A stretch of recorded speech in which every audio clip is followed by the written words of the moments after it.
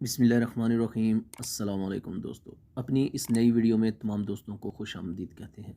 अमारात में बसने वाले पाकिस्तानी, इंडियन, बांग्लादेशी और नेपाली भाइयों के लिए खुशखबरी। सऊदी गज़र रिपोर्ट के मुताबिक अबू धाबी मुत्तहिदा अरब अमारात ने 3 से 17 साल के बच्चों के लिए चीन की सिनोफार्म कोविड-19 वैक्सीन की मंजूरी दे दी है। मुत्तहिदा अरब अमारात की सरकारी खबर रिसां एजेंसी WAM के पेपर को जारी करदा एक बयान में मुत्तहिदा अरब अमारात की वजारत सेहत और रोकथाम ने कहा कि मंजूरी क्लिनिक स्टडीज़ के नताइज पर मबनी है।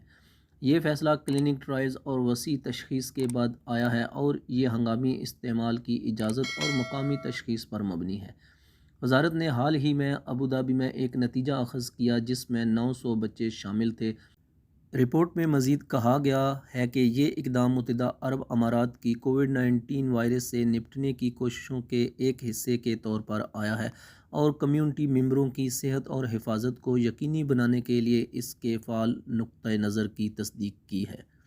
तो दोस्तों, उम्मीद करते हैं आज की इन्फॉर्मेटिव वीडियो आपको अच्छी लगी होगी। मज़ीद इस तरह की इन्फॉर्मेटिव वीडियो हासिल करने के लिए हमारे चैनल को सब्सक्राइब ज़रूर करें। मिलेंगे किसी और अच्छी न्यूज़ के साथ, तब तक के लिए अल्लाह हाफ़िज़।